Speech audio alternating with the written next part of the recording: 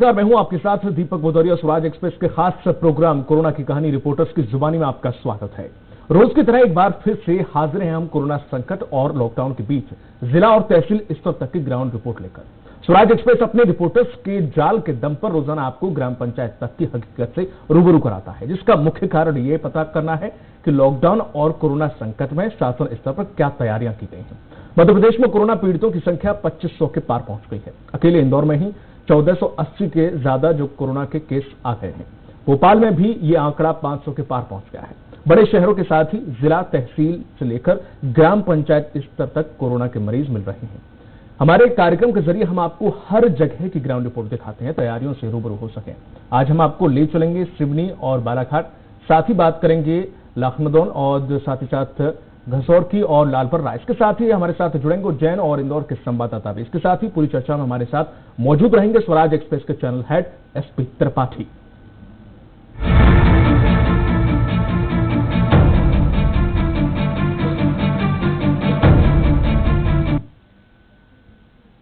त्रिपाठी जी, हमारे खास प्रोग्राम में आपका बहुत बहुत स्वागत है। जिस तरीके से हमारी हर चर्चा रहती है, लेकिन अभी हाल ही में जो खबरें मिल रही हैं वो ये भी मिल रही हैं कि अब गांव में भी इसके जो संक्रमण अभी तक जिले में था, फिर तहसील में पहुंचा, अब गांव तक में ये पहुंचने लगा है। निश्चित तौर पे अगर कोई कोरोना कैरियर होगा, गांव तक पहुंचेगा, वहां भी पहुंचना जिस पहले से ही उम्मीद थी कि ऐसे लोग, देखो हर जगह हर व्यक्ति कौन कोरोना कैरियर है, किसको कोरोना हो चुका है, किसके पॉजिटिव लक्षण है, ये एक एक आदमी को नहीं चेक कर सकते।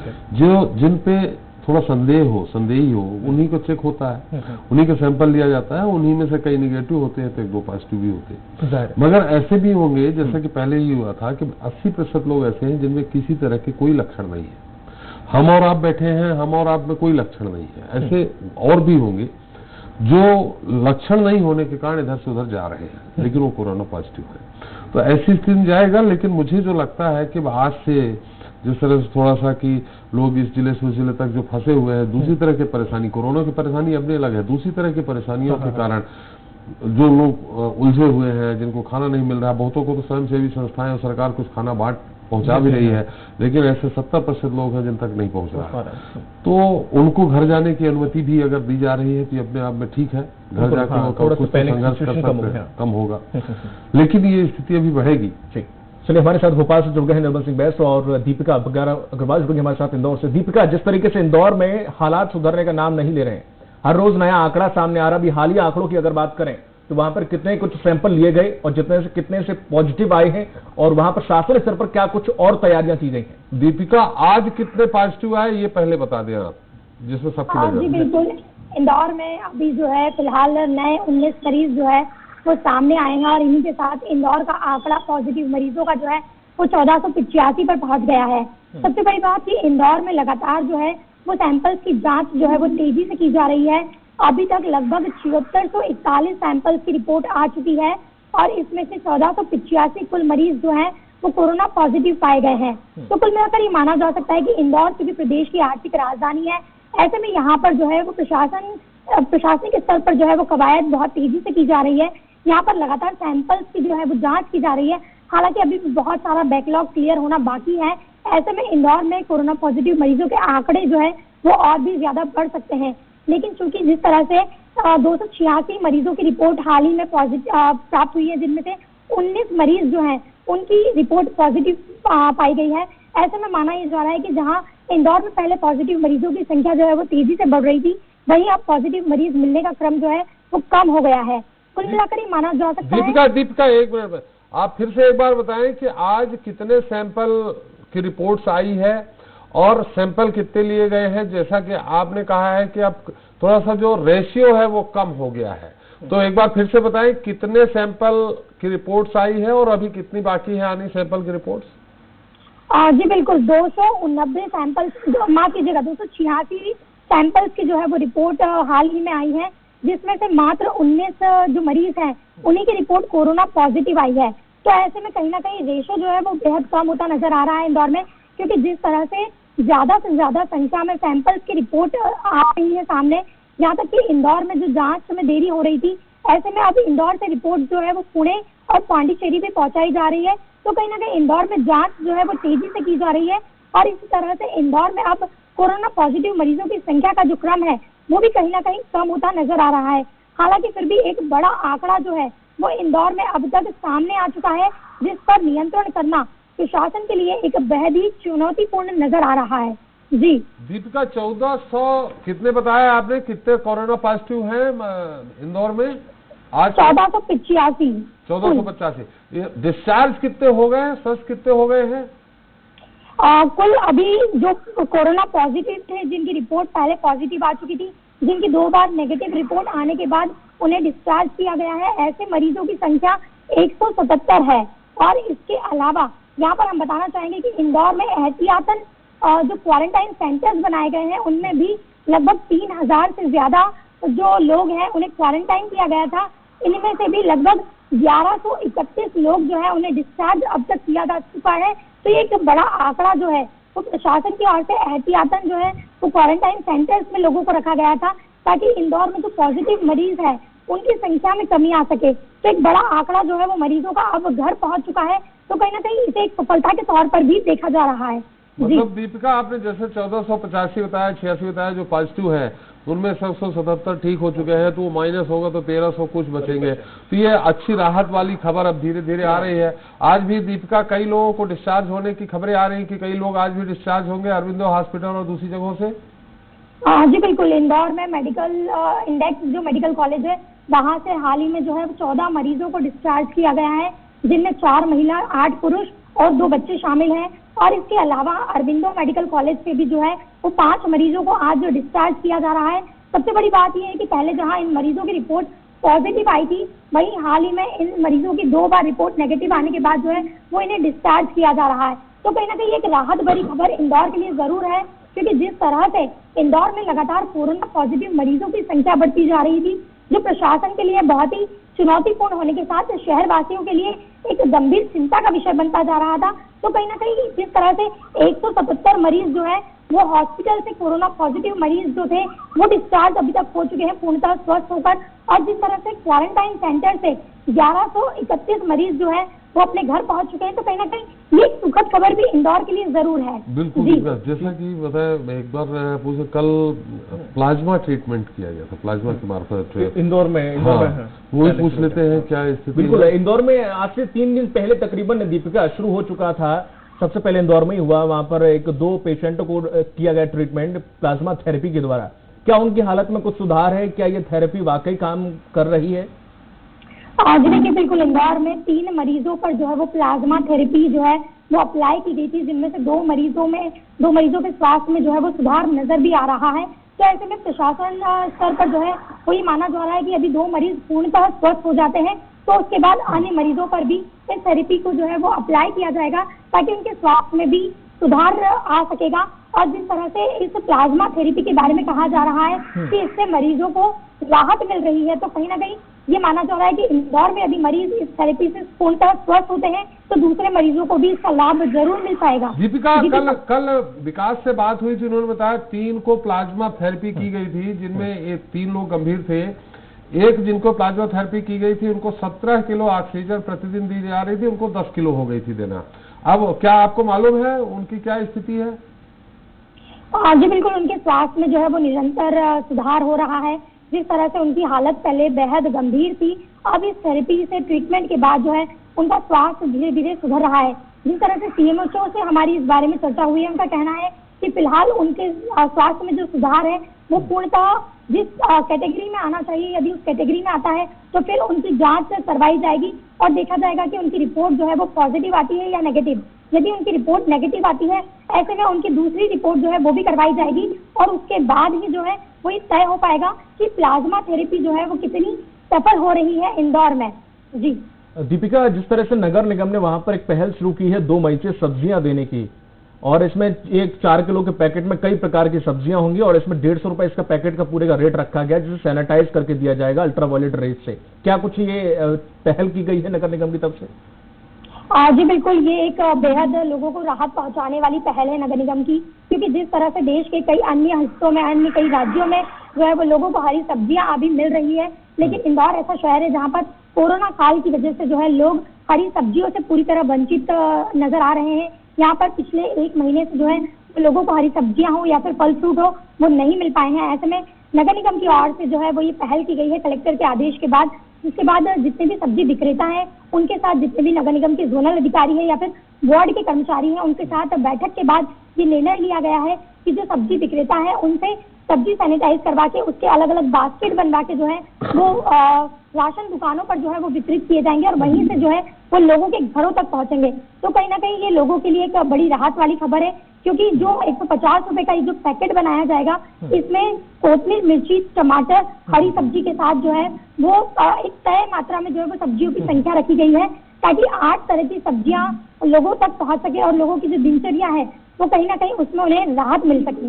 जी चलिए, तमाम जानकारी के लिए दीपिका आपका बहुत बहुत शुक्रिया। निर्मल है हमारे साथ और लगातार निर्मल जी हमारे साथ बने हुए हैं। कुछ दिनों में इंदौर से और भोपाल से भी और अच्छी राहत मिल जाएगी, क्योंकि जो एक चरम सीमा थी वो शायद खत्म हो चुकी है। थर्ड फेज था वो थर्ड फेज में ये बढ़ा है। अब थर्ड के फेज के बाद फोर्थ फेज होगा। तो मुझे लगता है डाउन होगा। अगर ये लॉकडाउन और ये सब स्थिति नहीं होती तो चौथे फेज में और ज्यादा बढ़ भयावह स्थिति हो जाती। निर्मल से निर्मल, आज क्या भोपाल के हालचाल कुछ मिले? जी बिल्कुल नहीं मिले। जी सीएमएचओ कार्यालय से जो जानकारी मिली है सूत्रों के हवाले से, उसके मुताबिक 4 मरीज, मात्र 4 आज पॉजिटिव पाए गए हैं और अब यह आंकड़ा 499 यानी कि 499 तक जा रहा है। तो अभी 500 का आंकड़ा फिलहाल भोपाल ने पार नहीं किया, ये बहुत अच्छी बात है। और करीब 190 मरीज की बात करें तो वो अब तक चिरायू अस्पताल से डिस्चार्ज हो चुके हैं। आज शाम को 21 मरीज चिरायू अस्पताल से डिस्चार्ज होंगे और अगले 2 दिनों के अंदर 190 जो आज डिस्चार्ज होंगे वो 190 में जुड़े हैं कि नहीं है? ये अलग है। तो अच्छी बात यह है 500 आप बता रहे हैं, लगभग 500 नहीं पूरा हुआ तो 190 डिस्चार्ज हो चुके हैं। तो सीधे 310 मात्र कोरोना पॉजिटिव है भोपाल में। बिल्कुल। और ये और अच्छी बात यह और है कि अगले 1, 2, 3 दिन के भीतर करीब 60 मरीज जो है वो डिस्चार्ज की कतार में जो है चिरायू अस्पताल की अकेले की बात करें तो वहां की ये स्थिति है। तो ये एक बड़ा बेहतर साइन यहाँ पर नजर आ रहा है। और इसके अलावा अगर प्रदेश की बात करें तो पूरे प्रदेश में 2619 पॉजिटिव मरीज हैं, जिनमें से 514 ठीक हो चुके हैं। इसके अलावा 133 मौतें हो चुकी हैं। भोपाल में अगर मौतों की बात करें तो 15 मौत अब तक हो चुकी हैं, जिसमें से 14 गैस पीड़ित थे। तो ये माना जा सकता है कि जो गैस पीड़ित थे, चूंकि उनकी रोग प्रतिरोधक क्षमता बहुत कम थी, लिहाजा इस बीमारी ने, कोरोना वायरस ने, कोविड ने उन पर ज्यादा अटैक किया है और उन्हीं को पूरी तरह से इसने अपनी गिरफ्त में लिया है। और कई मरीज ऐसे हैं जिनको कोई लक्षण नहीं है, उनकी हालत में सुधार जो 15 कुल जो मौत हुई उनमें 14 आप मतलब गैस पीड़ित थे। जी बिल्कुल, क्योंकि ये कैंसर पीड़ित भी थे।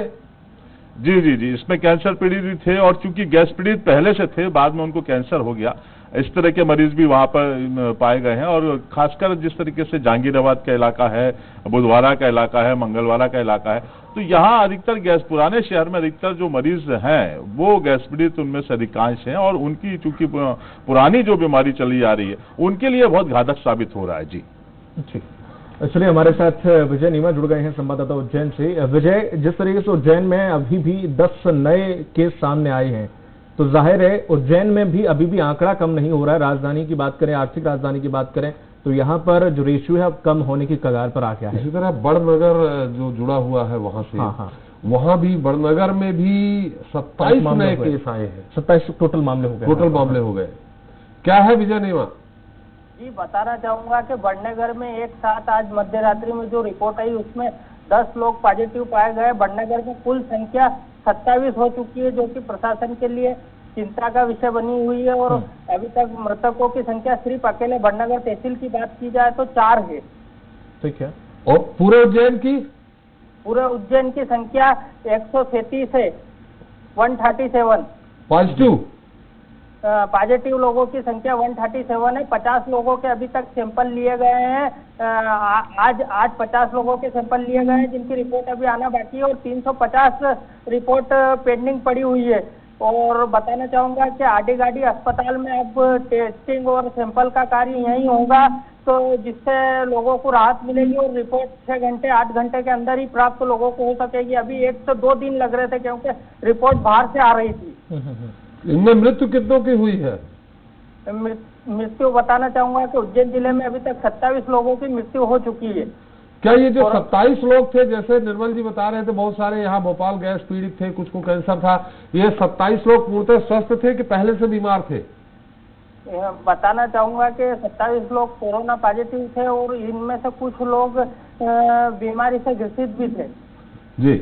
और विजय, जिस तरीके से वहां 2 डॉक्टर पॉजिटिव पाए गए हैं, जाहिर है इनसे कई मरीज भी आए होंगे परामर्श लेने के लिए, इलाज किया होगा, क्या कुछ जानकारी है आपके पास? जी, मैं बताना चाहूंगा कि डॉक्टर दिलीप गुप्ता है, बड़नगर के प्रसिद्ध हृदय रोग विशेषज्ञ हैं और ये कई लोग इनसे ग्रामीण क्षेत्र के, बड़नगर के आसपास जो भी ग्रामीण क्षेत्र लगते हैं वो इनसे इलाज करवाते थे और इनके संपर्क में आए हैं। कहीं ना कहीं ये प्रशासन के लिए और भी चिंता का विषय है कि अगर ग्रामीण क्षेत्र में ये बीमारी पहुंचती है तो प्रशासन के लिए एक कड़ी चुनौती बन जाएगी। चलिए, कड़ी चुनौती बन जाएगी। फिलहाल उज्जैन पूरी तरह से लॉकडाउन है कि थोड़ी बहुत जिस तरह से बाकी जगहों पे छूट दी जा रही, वहां भी दे दी गई है क्या? सब्जी की, किराने की, मेडिकल की, दूध की? जी, बताना चाहूंगा कि उज्जैन और अन्य क्षेत्र जैसे बड़नगर की भी अगर बात करें तो प्रशासन ने नियम बनाते हुए होम डिलीवरी की सुविधा करी और होम डिलीवरी भी 500 से कम का सामान होम डिलीवरी नहीं होगी, ऐसी सुविधाएं करी। अभी लॉकडाउन में किसी प्रकार की कोई राहत उज्जैन में नहीं दी जा रही। ठीक है विजय, वहां पर जिस तरीके से मंडी की बात करें, किसान की बात करें, ठीक हो गए हैं। हाँ, क्योंकि मरने का रेशियो और ठीक कितने हुए हैं जो पहले कोरोना पॉजिटिव पाए गए थे? जी, मैं आपको बताना चाहूंगा कि अभी तक 4 लोग इससे ठीक हुए हैं। जो पहले ठीक हुए थे, ठीक होने वाले की संख्या बहुत कम है उज्जैन जिले में। होने वालों की संख्या गंभीर है मामला, ठीक नहीं होना। जो ये लोग हैं उज्जैन में ही हैं भर्ती, कुछ को इंदौर भी भेजा जा रहा है जो कोरोना पॉजिटिव है। जी, मैं आपको बताऊंगा कि कुछ लोगों को सेल्वी हॉस्पिटल इंदौर भेजा जा रहा है, कुछ लोगों को आदिगाड़ी अस्पताल उज्जैन भेजा जा रहा है। इस प्रकार से प्रशासन भेजने की सुविधा कर रहा है अपने हिसाब से। और मैं आपको ये भी बताना चाहूंगा कि 32 लोग बड़नगर से अभी तक इंदौर में एडमिट है, जिनका इलाज चल रहा है, जिनकी कुछ लोगों की रिपोर्ट भी उसमें से आनी बाकी है। चलिए, पेंडिंग रिपोर्ट कितनी है कुल? पेंडिंग रिपोर्ट 350 के लगभग है। चलिए, ये क्वारंटाइन से पहले से जिनकी भेजी गई है कि सामान्य लोग हैं? जी, मैं आपको बताना चाहूंगा कि अब तक उज्जैन जिले में क्वारंटाइन लोगों की संख्या 10,000 से अधिक है। ये जो 350 सैंपल पेंडिंग है, ये क्वारंटाइन जो है उनके हैं? हाँ जी, क्वारंटाइन भी इन लोगों को किया गया है और बड़नगर में भी 4 ऐसी जगह है जिनको कंटेनमेंट एरिया घोषित कर दिया गया है। इस बात का अंदाजा आप लगा सकते हैं कि छोटी सी जगह में 4 कंटेनमेंट एरिया घोषित कर दिया गया है। चलिए, तमाम जानकारी के लिए विजय आपका शुक्रिया। हमारे साथ निर्मल सिंह बैजवान। जी निर्मल जी, आप अपनी बात पूरी कर रहे थे। आज से कोई ऑफिस भी खुल गए हैं? जी, आज ये देखिए करीब 38 दिन बाद जो है एक बड़ी कोरोना के साये में कहना चाहिए एक बड़ी शुभ कार्य की शुरुआत हो गई है। आज जो सूने पड़ा था मंत्रालय और दोनों सतपुड़ा और विंध्याचल के भवन, करीब 38 दिन से जो सूने पड़े थे, आज उनमें सुबह से ही हलचल शुरू हो गई और क्लास 1, क्लास 2 और प्रमुख सचिव स्तर के जो अधिकारी हैं उनका मंत्रालय में प्रवेश शुरू हो गया। 33% के करीब ये आज जो है वहां संख्या देखी गई और बाकायदा इनकी पहले स्क्रीनिंग की गई, उसके बाद इन्हें सोशल डिस्टेंसिंग के साथ काम करने की हिदायत दी गई है। सभी जो अधिकारी आए थे वो मास्क लगाए हुए थे। इसके अलावा सैनिटाइजर का भी पूरी तरह से प्रयोग किया गया और जब शाम को ये अधिकारी घर वापस जाएंगे तब भी इनकी स्क्रीनिंग की जाएगी। तो एक बेहतर कामकाज की, सरकारी कामकाज की शुरुआत, सरकारी मशीनरी में जो कहना चाहिए जंग सी लग गई थी करीब 38 दिन से, वो धीरे धीरे दूर होती हुई नजर आ रही। तो ये एक बहुत अच्छा जो है नजारा देखने को मिला कि सरकारी कामकाज, चूंकि यहाँ पे बल्लभगढ़, विंध्याचल, सतपुड़ा की बात करें तो अति आवश्यक सेवाओं वाले भी विभाग हैं और जब वो गति पकड़ेंगे तो जैसी की समस्याएं आ रही हैं कि गरीबों को राशन नहीं मिल रहा है, जो दूसरे प्रदेशों में फंसे हुए हैं उनको आने में दिक्कतें हो रही हैं, जो यहाँ पे फंसे हुए उनको जाने में, तो ये सारी चीजों का समाधान कहीं ना कहीं जब ये कम्युनिकेशन होगा और अधिकारी इस पर काम करेंगे तो जाहिर तौर पर होगा। इसके अलावा एक और अच्छी बात यहाँ पर नजर आ रही है कि धीरे धीरे 3 तारीख के बाद जो ढील दी जाने वाली है उसमें जो संकेत मिल रहे हैं उसमें इंदौर और उज्जैन की बात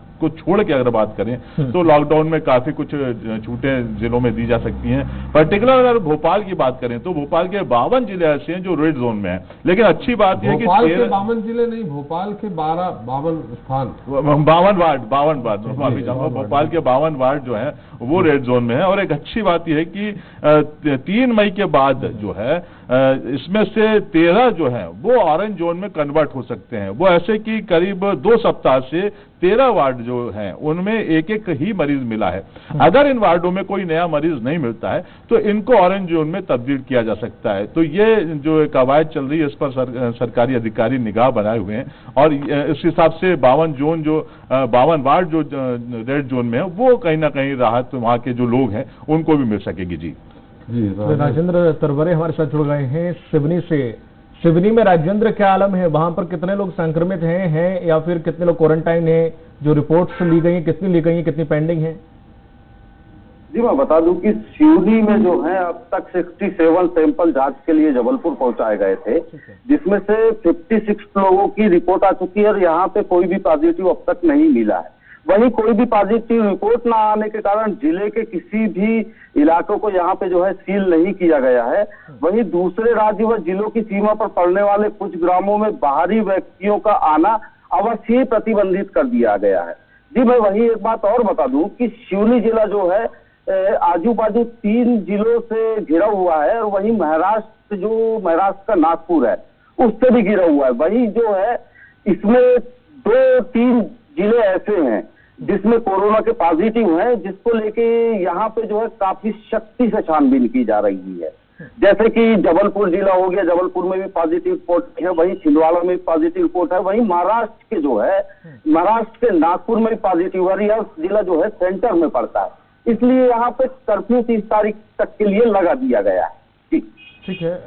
पेंच टाइगर रिजर्व वहीं है? हाँ, पेंच टाइगर रिजर्व वहां पर जिस तरीके से राजेंद्र वहां पर जो टाइगर रिजर्व है, पेंच टाइगर रिजर्व, वहां पर क्या कुछ व्यवस्थाएं की गई हैं? क्योंकि आजकल संकट टाइगरों पे भी बहुत पूरे देश में हलचल मची हुई है, बिल्कुल आवाजाही बंद कर दी गई है, जो भी गांव है वहां बिल्कुल सील कर दिए गए हैं कि जंगल में कोई नहीं जाएगा क्योंकि फॉरेस्ट गार्ड नहीं पहुंच पा रहे हैं। तो क्या कुछ इंतजाम वहां पर किए गए हैं?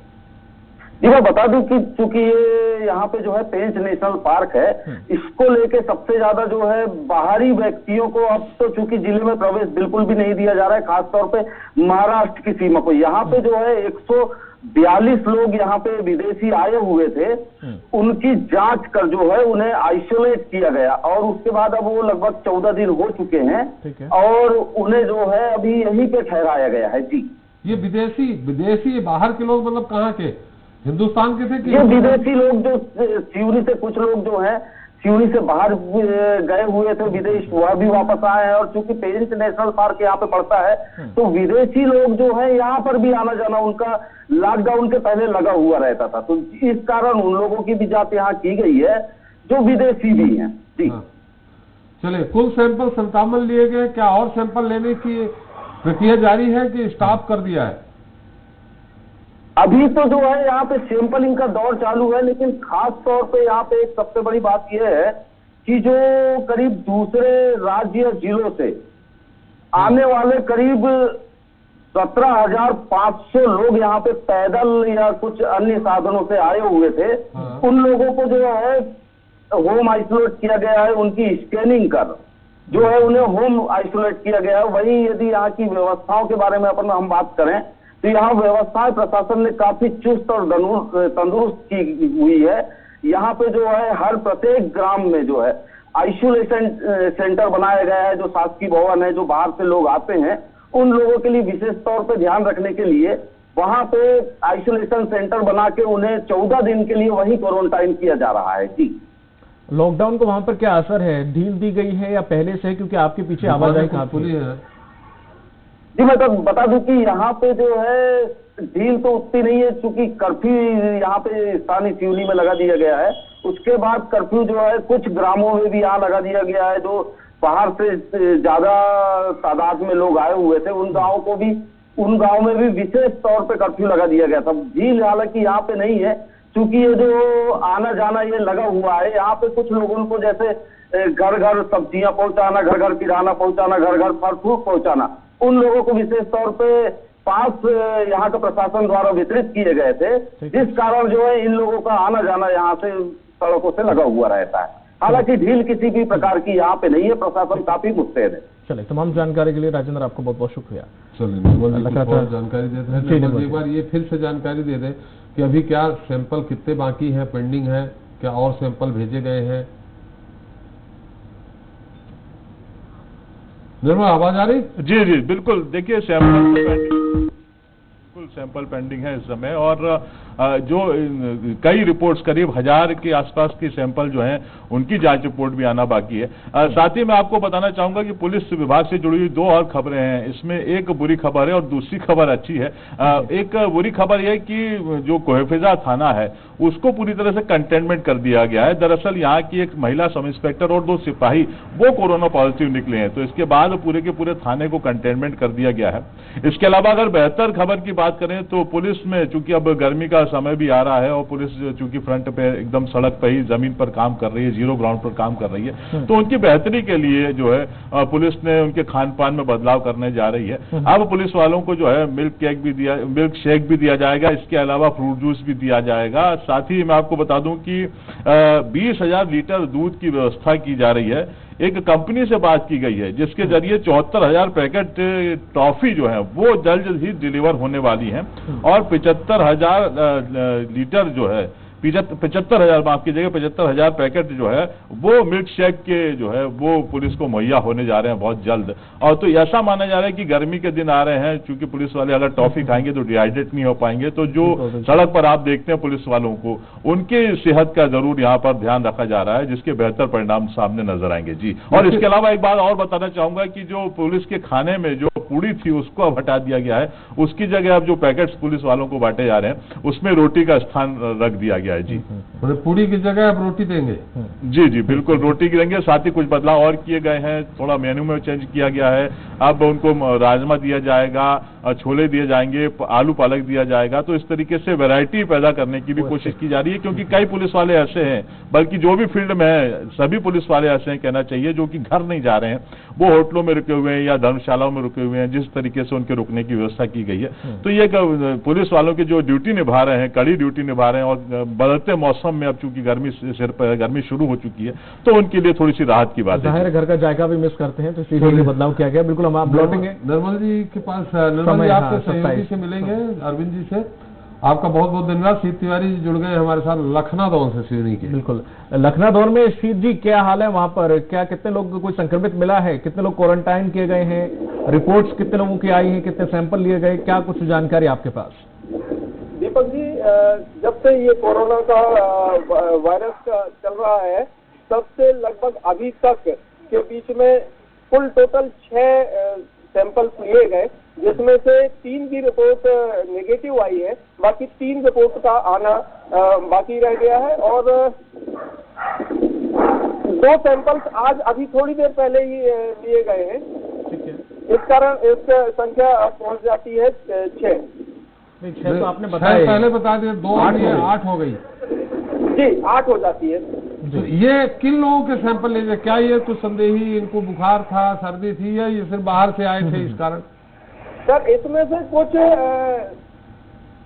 जो सैंपल्स लिए गए हैं वो बुखार और सर्दी के कारण भी लिए गए हैं, और कुछ रेड जोन एरिया से, दिल्ली से और क्या कहते हैं शहडोल वगैरह से आए हुए हैं, उनका उन्होंने सैंपल लिया हुआ है।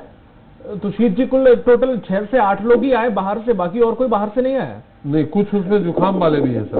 अच्छा, नहीं सर, आए तो बहुत सारे हैं। थर्मल स्क्रीनिंग के माध्यम से उनके टेम्परेचर को देखते हुए अगर टेम्परेचर हाई मिला है तो उनको होम क्वारंटाइन करा दिया गया 14 दिन के लिए, और आइसोलेशन में कुछ एक क्वारंटाइन सेंटर भी बनाया हुआ, वहाँ पे भी कुछ ग्रामीण क्षेत्र से आए हुए लोगों को रखा गया है। शीत लखनादौन सिवनी महाराष्ट्र से बॉर्डर से ही है। बहुत सारे मजदूर पैदल आए थे, क्या लखनादौन में भी आए हैं मजदूर? वो अगर आए हैं तो उनको कहाँ रखा गया है? खाने पानी की सुविधा क्या है उनकी? सर, आपको बता दूं कि लगभग 8,000 लोग ग्रामीण बाहर से आए हुए हैं, जिनको ग्रामीण क्षेत्र में ही क्वारंटाइन सेंटर में क्वारंटाइन किया गया है, और कुछ लोगों को उनके घरों में क्वारंटाइन किया गया है। जो क्वारंटाइन सेंटर है उनमें खान पान की व्यवस्था प्रशासन के द्वारा कराई जा रही है, और वहां पर स्टाफ उपलब्ध है। ठीक है, जिस तरीके से शीत वहां पर जो किसान हैं 29 तारीख से चना मसूर की भी खरीदी शुरू हो गई है, उससे पहले अनाज की तो हो ही रही थी, तो वहां पर किसानों का क्या है, खरीदी केंद्र तक पहुंच रहे हैं? आपको जैसा कि सभी लोगों को जानकारी है कि SMS के माध्यम से किसानों के पास में SMS जा रहा है, उस हिसाब से किसान खरीदी केंद्र पर पहुंच रहे हैं। कुछ किसान जो छोटे किसान हैं उनका अधिकतम मैसेज जा रहा है उनके पास तक, और बड़े किसान जिनके पास में 600 कुंटल और 6 टन तक की कहानी है, वो किसान अभी तक उनके पास में बहुत ही कम SMS गए हैं, जिसके कारण वो चिंतित भी हैं। चलिए, शायद वहां पर शीतलहर चल रही है या फिर मौसम खराब है, क्या ऐसा मौसम है शीत वहां पर? सर अभी थोड़ी देर पहले मौसम साफ था और अभी अचानक मौसम में नमी आ गई है, बादल गिर आए हैं और तेज हवाओं का मौसम भी है, तेज हवाएं चल रही जैसा कि आप देख रहे होंगे। जी चलिए, तमाम जानकारी के लिए शीत शुक्रिया आपका।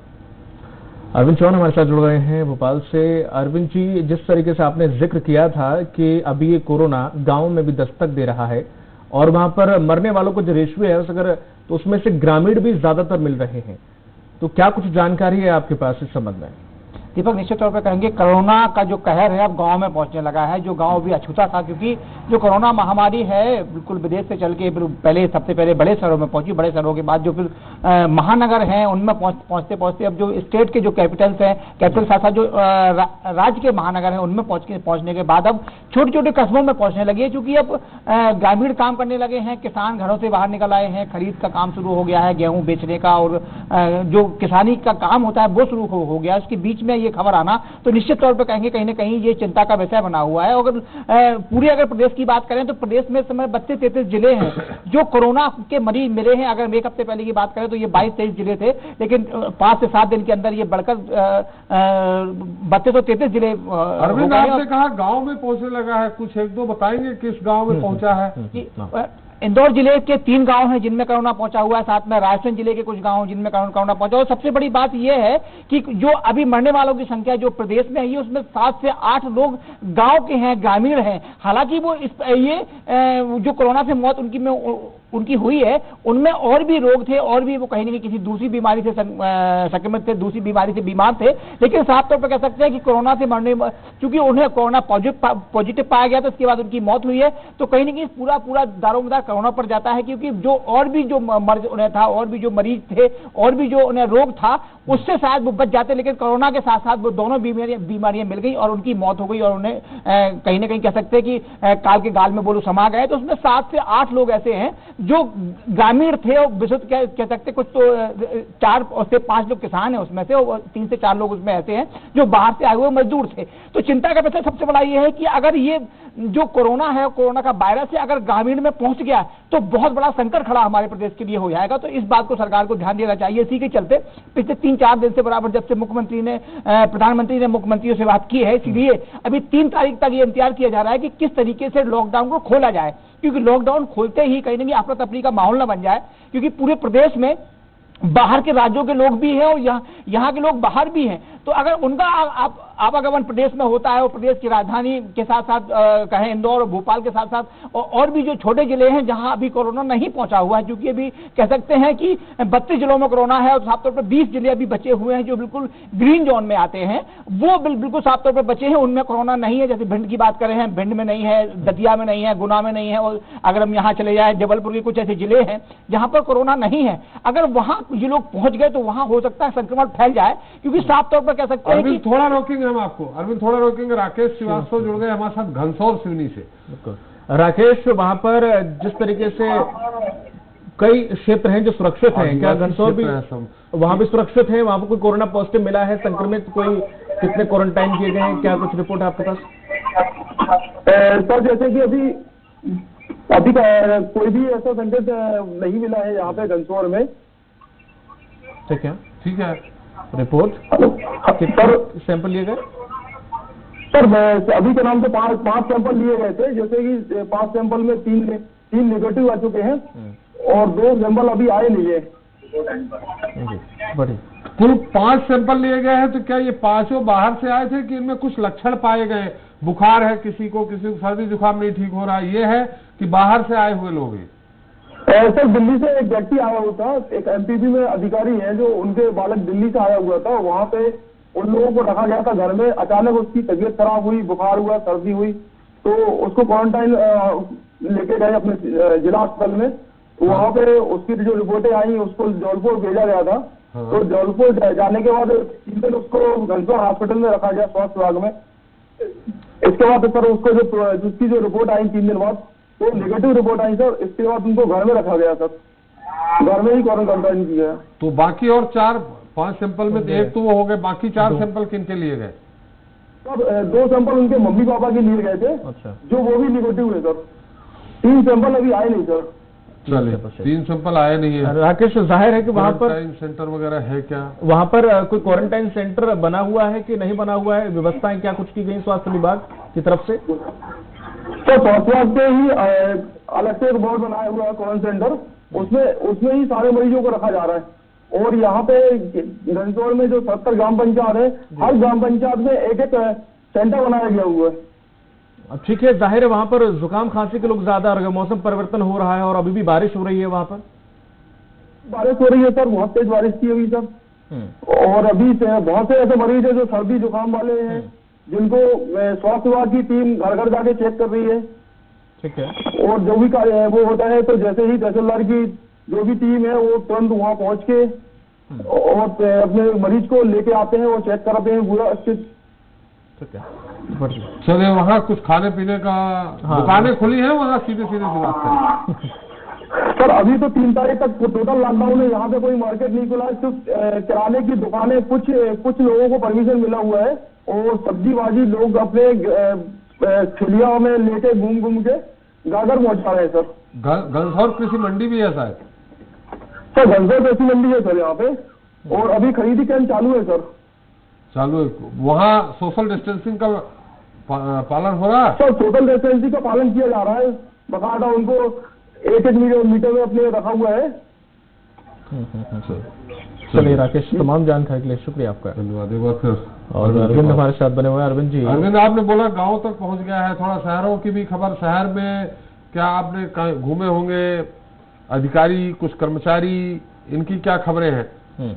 ये जो सबसे बड़ा टास्क ये है कि जो कोरोना गांव में पहुंचा है, इसके साथ साथ शहरों में भी कहीं न कहीं दस्तक भी दे रहा है। आज चूंकि अच्छी खबर है, आज जो मरीज हैं ज्यादा निकलकर सामने नहीं आए, लेकिन इसे आप पूर्णकालिक नहीं कह सकते हो। सबसे बड़ा टास्क जो प्रदेश सरकार के लिए है, 3 दिन बचे हैं लॉकडाउन को खत्म करने में। लॉकडाउन को खत्म भी करना है, शिथिलता भी देनी है, तो साथ में कोरोना को फैलने भी नहीं देना है। इसी के चलते एक प्रदेश सरकार के ऊपर बहुत बड़ा टास्क है। उसी के चलते आज टास्क फोर्स जो प्रदेश सरकार ने बनाया था उसकी बाकायदा मीटिंग की जा रही है, जिसमें नरोत्तम मिश्रा शायद, बीडी शर्मा शायद, मुख्यमंत्री शिवराज सिंह चौहान है, बाकायदा वीडियो कॉन्फ्रेंसिंग से डिस्कस कर रहे हैं। और ये क्योंकि आज 30 तारीख है, 3 तारीख के बाद कोई न कोई मजबूत निर्णय लेना है प्रदेश सरकार को इस लॉकडाउन के चलते। और एक बात यहाँ पर और भी की गई है कि जो केंद्र सरकार ने दिशा निर्देश जारी किए हैं, वो कहा है जो मजदूर, छात्र या कुछ लोग जो फंसे हैं पिछले 37 दिन से, वो अब अपने जगह आ जा सकते हैं। तो ये बहुत बड़ा संकट खड़ा हो सकता है। कैसे आ जा सकते हैं? इनका पास बनाएंगे, पास बनाने के लिए क्या व्यवस्था है?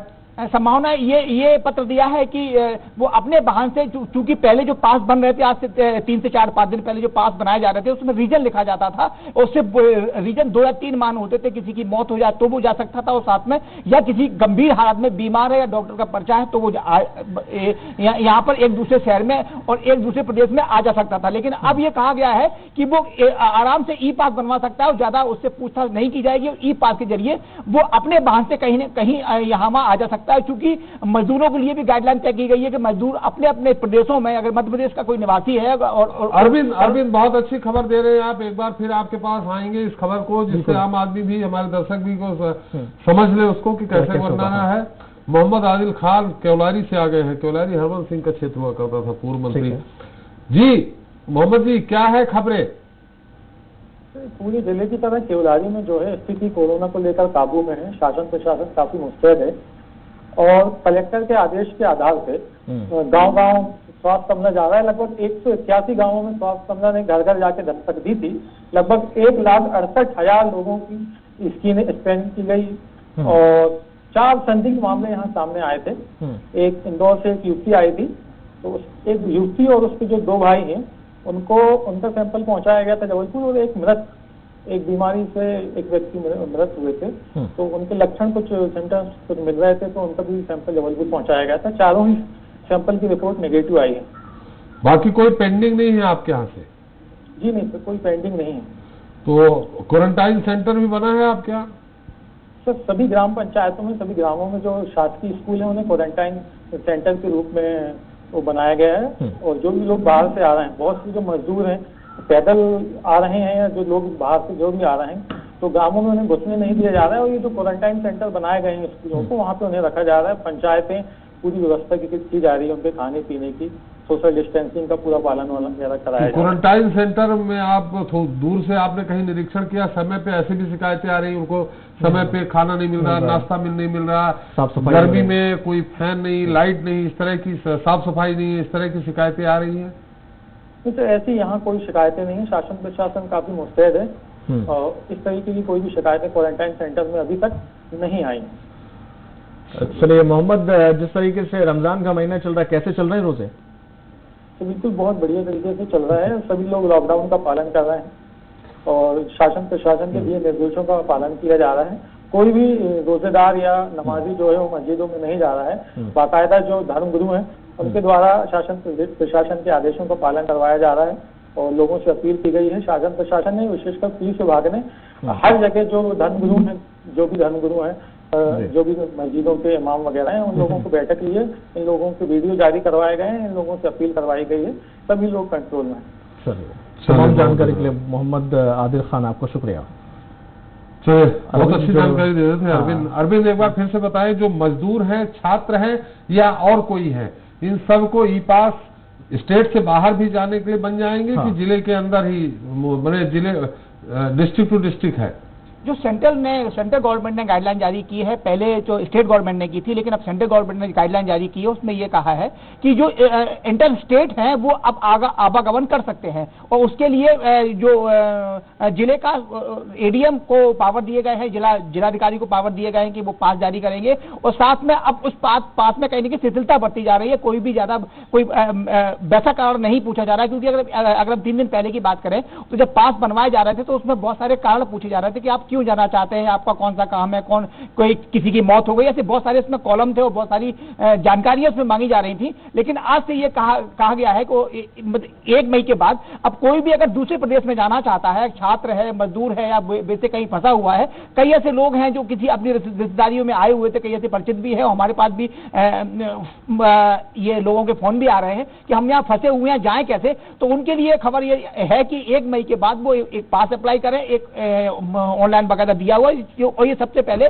इंदौर जिले ने शुरू किया हुआ है। इंदौर करके एक वेबसाइट लॉन्च की गई है। वेबसाइट में आप अपना पूरा नाम पता भरिए, नाम पता पढ़ने के बाद आपको एक एसएमएस आएगा, उसी उस पर एक लिंक आएगी, लिंक पे आपका पास जो ई पास है वो उसमें बना हुआ मिलेगा। उसके माध्यम से आप कहीं भी देश के किसी भी कोने में जा सकते हैं। तो साफ तौर पर कह सकते हैं अच्छी खबर है। ये 3 से 4 दिन के लिए वैलिड रहेगी। इसके बाद आगे क्या रणनीति बनती है, केंद्र सरकार कौन सी गाइडलाइन देती है अभी, लेकिन वो गंतव्य तक जाएंगे तो उनको क्वारंटाइन तो नहीं कर देंगे? हाँ, वही कि अब तक जैसे एक शहर से दूसरे शहर में भी जा रहे थे तो 14 दिन का क्वारंटाइन बाहर किया जा रहा था। क्या अब क्या घर में ही किया जाएगा उन्हें क्वारंटाइन या नहीं किया जाएगा? बाहर से कोई जिले से आता है या फिर प्रदेश से? ये निश्चित तौर पर बहुत अच्छा सवाल है। सवाल ये है कि वो जो व्यक्ति है वो किस जिले से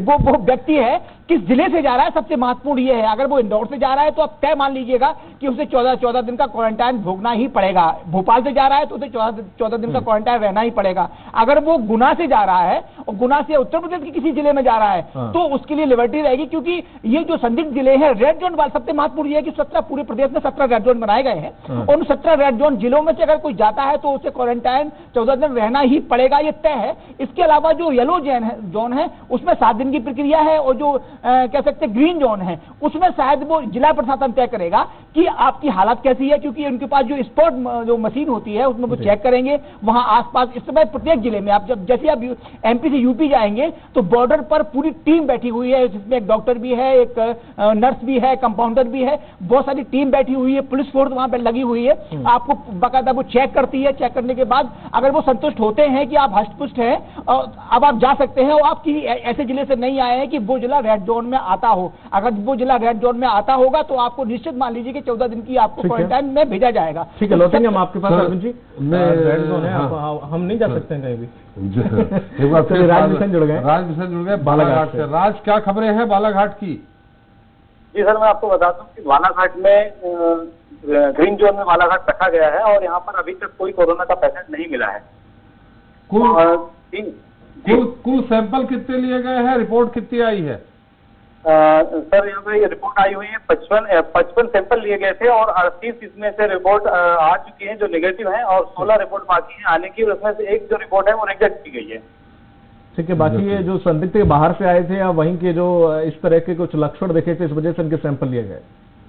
बालाघाट जिले में लगभग 55,000 से ज्यादा मजदूर जो है बाहर जो पलायन किए हुए थे वो आए हुए हैं बालाघाट के ग्रामीण क्षेत्रों में। वो जो निवासरत हैं जो बाहर काम करने जाते हैं वो लोग यहाँ पर आए और इतने लोगों में से 44,000 के इनकी जांच भी की जा चुकी है। स्वास्थ्य विभाग का अमला इस पर काम कर रहा है और वो घर घर जाकर के उन्हें चेक करता है। अगर उनमें कोई बुखार जैसा या कोई ऐसे लक्षण दिखाई देते हैं कोरोना से रिलेटेड कुछ हो या उसमें संख्या या संदिग्ध नजर आते हैं तो उन्हें क्वारंटाइन भी किया जाता है। ग्राम पंचायतों में क्वारंटाइन बनाया गया है, केंद्र बनाए गए हैं और उन केंद्रों में उन्हें रखा जाता है।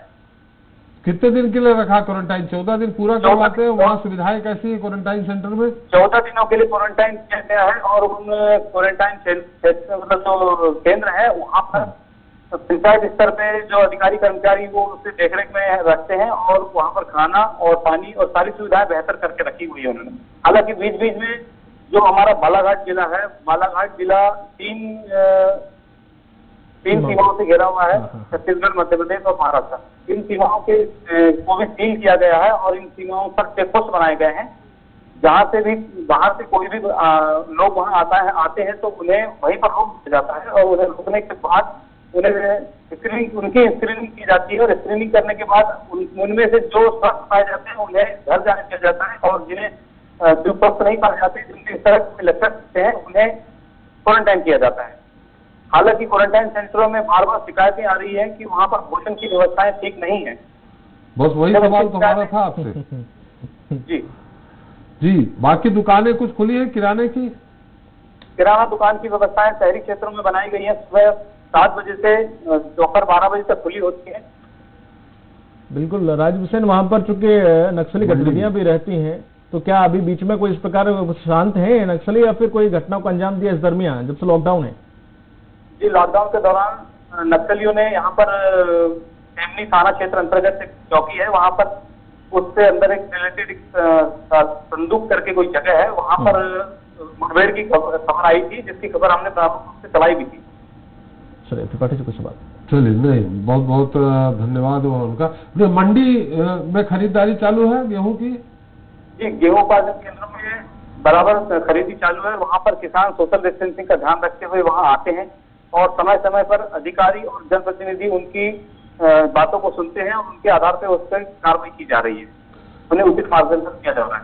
चलिए, बहुत बहुत धन्यवाद राज जी आपका। एक बार फिर अरविंद जी के पास चलते हैं। अरविंद जी, जैसा कि आपने कहा कि भोपाल इंदौर वालों को क्वारंटाइन किया ही जाएगा, ये राज्य के बाहर किया जाएगा कि भोपाल का आपके ग्वालियर पहुंच जाएगा कोई तो उसको भी क्वारंटाइन कर देंगे? ये पूरे देश की बात है। देश में 17 ऐसे रेड जोन जिले हैं, वहां से कोई भी व्यक्ति अगर जाता है तो उसे क्वारंटाइन 100% किया जाएगा। क्योंकि जिससे पहले हम अभी ग्वालियर गए थे, जब हमें पता लगा कि भोपाल से आए हैं तो वहां का पूरा प्रशासन ने हमें ऐसे घेर लिया जैसे हम कहीं ऐसे गए थे वुहान से सीधे आए हों। तो साफ तौर पर ये सतर्कता बढ़ती जा रही है। बिल्कुल सतर्कता बढ़ती ही जानी चाहिए क्योंकि ये रेड जोन में आते हैं जिले। रेड जोन को बड़ी गंभीरता पूर्वक विचार करके क्योंकि देखा गया है इसलिए इन्हें जिलों को रेड जोन में रखा गया है। तो इसके लिए अगर यहाँ से कोई बंदा जाता है, अगर इंदौर से, भोपाल से, मुरैना से कोई जाता है तो उसे जरूर क्वारंटाइन में रखा जाएगा। कह सकते हैं होम कारावास उसे होगा। और साफ तौर पर और जगह से कोई जाता है तो एक शिथिलता बढ़ती जाएगी क्योंकि 3 तारीख के बाद कहीं न कहीं जो छूट देने की बात की जा रही है और वो छूट कुछ दी भी गई है। 20 तारीख के बाद एक संकट और भी खड़ा हो रहा है क्योंकि अभी आपने 20 तारीख के बाद जो पूरे देश में एनएचआई के टोल चालू किए गए हैं, ये कहीं ना कहीं बहुत बड़ा संकट खड़ा कर सकते हैं पूरे, क्योंकि आवागमन इतना ज्यादा है, सारे ड्राइवर वहां पर चलते हैं। इससे पहले भी हमने शिकायत कंप्लेंट की थी, लेकिन इसके बाद अगर वहां पर जरा भी लापरवाही हुई तो निश्चित तौर पर मान लीजिए कि जो एनएचआई के टोल चालू हुए हैं उनमें यह बहुत बड़ा संकट खड़ा हो सकता है। क्योंकि वहां जो लोग काम कर रहे हैं, जो कह सकते हैं टिकट कलेक्टर है या पैसे लेने वाले लोग हैं, वो किसी भी चीज का एहतियात के तौर पर ना तो वो मास्क लगा रहे हैं, ना ही वो कहीं हाथों में ग्लव्स पहन रहे हैं। सारी असुविधा के साथ वो सारा वहां पर काम कर रहे हैं। जब इसकी शिकायत की गई तो किसी भी मालिक ने जो NHI की, क्योंकि ये NHI जो वो है उन्हें ठेके दिए हुए हैं, ठेके के माध्यम से वो लोग टोल वसूली कर रहे हैं। तो कहीं नहीं कह सकते ऐसे लोगों को पर सरकार को ध्यान देना चाहिए कि जो नियम फॉलो नहीं कर रहे हैं, क्योंकि एक भी ड्राइवर को किसी को संक्रमण होता है तो जितने रास्ते में जाता है तो बराबर से संक्रमण होता जाएगा। तो ये कहीं ना कहीं ध्यान देने वाली बात है। जी, तमाम जानकारी के लिए बहुत बहुत शुक्रिया आपका अरविंद जी। हमारे साथ पीयूष दीक्षित जुड़ गए हैं कटंगी से। त्रिपाठी जी। पीयूष दीक्षित जी हैं, कटंगी से हैं, बालाघाट से, आप ही सवाल कर लीजिए। पीयूष, वहां पर कोई संदिग्ध या कितने लोग क्वारंटाइन किए गए हैं, कितना सैंपलिंग स्क्रीनिंग का कार्य किस प्रकार से चल रहा है वहां पर? नहीं सर, यहाँ पर एक्चुअली 3 सैंपलिंग हुई थी इसके पहले पे, जिसकी एक की रिपोर्ट निगेटिव आई है, 2 की रिपोर्ट अभी आनी बाकी है। हालांकि यहाँ से लगभग 80 किलोमीटर करीब पड़ता है अपना महाराष्ट्र बॉर्डर भंडारा, ठीक है, जहाँ पर कुछ पॉजिटिव केस पाए गए हैं, जिनके चलते MP की समस्त बॉर्डरों को लॉक कर दिया गया है, जिसमें कटंगी हालांकि महाराष्ट्र से लगी हुई है, उस कारण कटंगी को टोटल लॉकडाउन कर दिया गया है। पूरी सीमाओं को सील करके वाहनों का आवाजाही एवं इमरजेंसी सामानों की 2 दिन से सप्लाई बंद कर दी गई है, जब से भंडारा में यह केस मिला है तब से। चलिए पीयूष जी, ये जानना चाहेंगे 3 सैंपल जो लिए गए थे वो किन के हैं?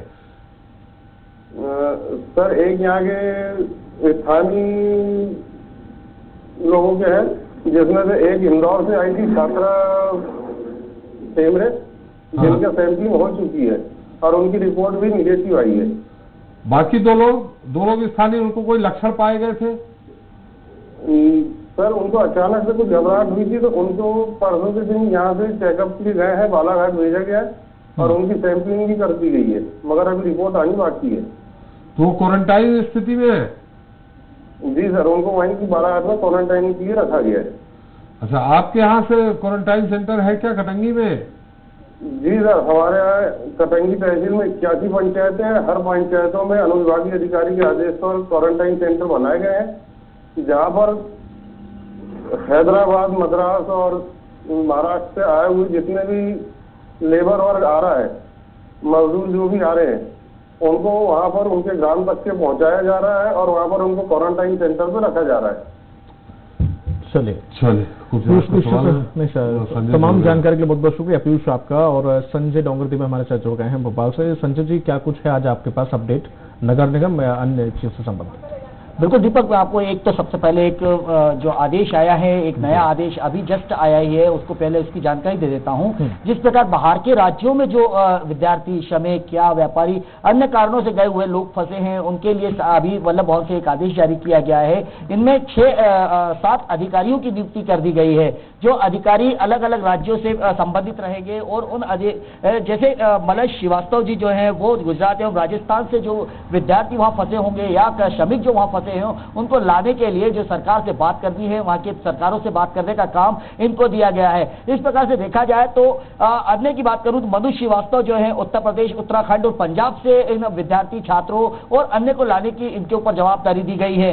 वहीं अगर बात करें तो नीरज मंडलोई जो है दिल्ली और हरियाणा के लिए बात करेंगे, दीप्ति रस्तोगी महाराष्ट्र और झारखंड के लिए, और श्रीमती दीपाली रस्तोगी है, दीपाली रस्तोगी जी सर, दीपाली रस्तोगी ये सर महाराष्ट्र और झारखंड के लिए बात करेंगी, और आइरीन सिंधिया तमिलनाडु, केरल एवं पांडिचेरी के लिए इनको बाहर सौंपा गया है। वी किरण गोपाल आंध्र प्रदेश, तेलंगाना, छत्तीसगढ़, ओडिशा एवं उत्तर पूर्वी राज्यों के लिए। वहीं एक इलिया राजा टी कर्नाटक एवं गोवा। सर, इन अधिकारियों के यहाँ तक कि दिए गए हैं कि जो भी वहाँ पे फंसे हुए विद्यार्थी, कर्मचारी या कोई भी हो, उनसे नंबर भी जारी कर दिए गए हैं कि वो उनसे बात करके उनके राज्य में जो भी परेशानी आ रही है वो ये अधिकारी वहाँ पे बात करेंगे और उनको यहाँ बड़ी सरलता से और आरामदायक तरीके से यहाँ लाया जाए, उनको किसी भी प्रकार की असुविधा ना हो, इसका ध्यान भी इन अधिकारियों की जवाबदारी दी गई है। सर, अब नगर निगम को लेकर बात कर देता हूं। संजय, एक और इसमें ये तो दूसरे राज्यों की बात है कि दूसरे राज्यों के लिए इन बड़े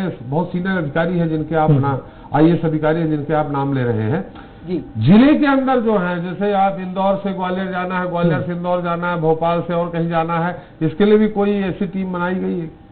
बिल्कुल सर, इसके लिए जैसे पहले से हम लोग बताते आ रहे हैं और सहयोगी ने भी बताया कि जो ऑनलाइन प्रक्रिया दी गई है, ऑनलाइन के थ्रू ही एक समिति जो वल्लभ भवन में बनी हुई है, इनके द्वारा ही एक ये ई पास जारी कर दिए जाते हैं। लेकिन उसमें दिक्कत है लोगों को, जिस प्रकार की जो 2 कारण या 3 कारण जो बताए गए हैं, उसमें भी कई प्रकार की दिक्कतों का सामना करना पड़ रहा है। चाहे हम पेपर्स की बात कर ले तो अगर कोई पेपर नहीं मिल पा रहा है या किसी को अर्जेंट काम से जाना है तो उसके लिए नहीं, मात्र कोई बीमार है या किसी की डेथ हो गई है या खेती किसानी, मात्र इन 3 कारणों से परमिशन दी जा रही है। और ये सभी जो वल्लभ भवन के आईएएस अधिकारी एक समिति गठित की गई है वो इन परमिशनों को दे रही है। अभी तक मध्य प्रदेश में देखा जाए तो ई पासों की जो संख्या आई हो 15,000 ई पास जारी करे गए हैं अभी, जबकि अगर देखा जाए तो कई हजारों की संख्या में ई पास के लिए अप्लाई किया गया, लेकिन ई पास इतनी आसानी से सरलता से नहीं मिल पा रहे हैं। जी सर। जी नहीं, अभी और आप बता दें, ई पास तो वाकई में नहीं मिल पा रहे हैं। अभी बहुत सहजता से अरविंद जी कहा गया कि बहुत इजी वे में मिल जाएगा, लेकिन मुझे लगता है इतना आसान होगा ई पास भी मिलना। फोन लाइन पे जुड़ गए हमारे साथ अब्दुल मतीन खान जो लाल बर्रा से हैं।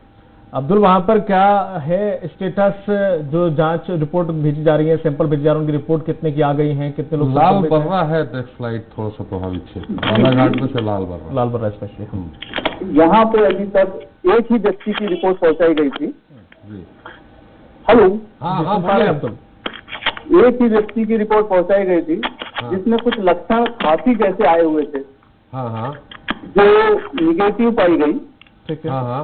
और उसे घर से उठा के डिस्ट्रिक्ट में आइसोलेट किया गया है। तो कुल मिला के आपके यहाँ से सैंपल कितने लिए गए? यहाँ से सैंपल एक ही व्यक्ति का लिया गया जी, और उसके अलावा 2 लोग जो जमात से आए हुए बताया गया था। हालांकि वो कामठी, महाराष्ट्र के कामठी क्षेत्र से आए हुए थे, जिन्हें 14 दिन के लिए क्वारंटाइन किया गया, आइसोलेट किया गया था नागपुर में, और वहाँ उनकी रिपोर्ट निगेटिव पाई गई थी। जी, तो जिनकी रिपोर्ट निगेटिव पाई गई है उनको क्वारंटाइन क्यों कर दिया? उनको पुनः वो महाराष्ट्र से यहाँ लालबर्रा उनका आगमन हुआ था। मगर यहाँ प्रशासन द्वारा थोड़ा सा संदिग्ध मानते हुए जी उन्हें फिर बालाघाट डिस्ट्रिक्ट में ले जाके वहाँ तक उनको क्वारंटीन आइसोलेट किया गया और पुनः उनका दोबारा सैंपल लिया गया, जिसमें उनकी दोबारा भी रिपोर्ट निगेटिव पाई गई। तो अब तो उनको छोड़ दिया कि नहीं छोड़ दिया? अभी भी 4 दिन उनको आइसोलेट करके छोड़ दिया गया। ठीक है। वहाँ पर चूंकि एक कैसा क्षेत्र सर, जैसे आपने नक्सल, वो थोड़ा वहाँ नक्सल प्रभावित क्षेत्र भी है, नक्सलाइटों की आवाजाही है थोड़ी बहुत, तो उन पे कमी है कि इस समय खुली छूट है?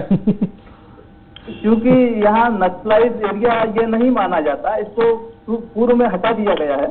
अच्छा। और एक एरिया जो बालाघाट डिस्ट्रिक्ट का बैहर, उकुआ, किरनापुर, अभी इन्हीं को नक्सलाइट एरिया माना जाता है और यहाँ कोई ऐसी गतिविधियां लांझी, किरनापुर ये तो है ही है। लाल बर्रा किस तरफ है इसे, लांझी और किरनापुर से? हेलो, लांझी और किरनापुर जो है ये क्षेत्र, किरनापुर में ही हत्या हुई थी उनकी, लिखीराम कामरे की, नक्सलाइटों ने की थी। ये लाल बर्रा कितनी दूर है इनसे? लाल बर्रा जस्ट वहाँ से लगभग 60-65 किलोमीटर की दूरी पे है। अच्छा। किरनापुर इतनी ही दूरी लांझी की यहाँ से है। चलिए, उस तरफ ज्यादा मूवमेंट है किरनापुर और तो अब्दुल, वहाँ पर राशन वाशन का क्या कुछ मुहैया सरकार के द्वारा कुछ व्यवस्थाएं, स्वास्थ्य सेवाएं क्या कुछ की गई हैं? क्वारंटाइन सेंटर या फिर एम्बुलेंस, स्वास्थ्य विभाग, डॉक्टर द्वारा क्या कुछ इंतजाम किए गए हैं? जी, सोसाइटी के माध्यम से यहाँ 2-2 महीने का राशन बांटा गया है और उसमें जो लोग जो कार्डधारी नहीं है उनके लिए भी अलग से व्यवस्था की गई है और कुछ समाज सेवी संस्थाओं के माध्यम से भी यहाँ लोगों को घर तक पहुँचा के राशन बांटा गया। चलिए, तमाम जानकारी के लिए बहुत बहुत शुक्रिया आपका। संजय, कुछ और बता रहे थे आप? जी सर, मैं जिस प्रकार से बता रहा था, अब नगर निगम की बात कर रहा था कि नगर निगम ने अभी जिस प्रकार से कल आज से जो विजय दत्ता है आयुक्त, तो उन्हें अपने अधिकारियों को और कर्मचारियों को साफ कहा है कि अब अगर उनके हाथों में ग्लव्स, और उनके चेहरों पे मास्क नहीं होगा तो उनके खिलाफ भी सख्त कार्रवाई की जाएगी। क्योंकि सर जिस प्रकार से शिकायतें आ रही थी, किचन की बात कर ली जाए या अन्य जहां पे भी अभी किचन बने हुए हैं वहां पे भी लोगों के पास ये शिकायत आ रही थी कि अधिकारी जो वहां के कर्मचारी और अधिकारी है मास्क का उपयोग सही से नहीं कर पाते हैं। इसको लेकर विजय दत्ता ने अपने एक नया कदम उठाते हुए उनके चेतावनी दे दी गई कि अगर अब कहीं पे भी फील्ड में भी या रोड पे भी नगर निगम का कोई कर्मचारी चाहे गाड़ी चला रहा हो या गाड़ी का रोड साफ कर रहा हो या अधिकारी हो जो ऑफिस पे भी बैठा हो उसने भी अगर मास्क नहीं लगाया गया और उसकी कोई शिकायत आ गई तो उसके खिलाफ सख्त कदम उठाया जाएगा।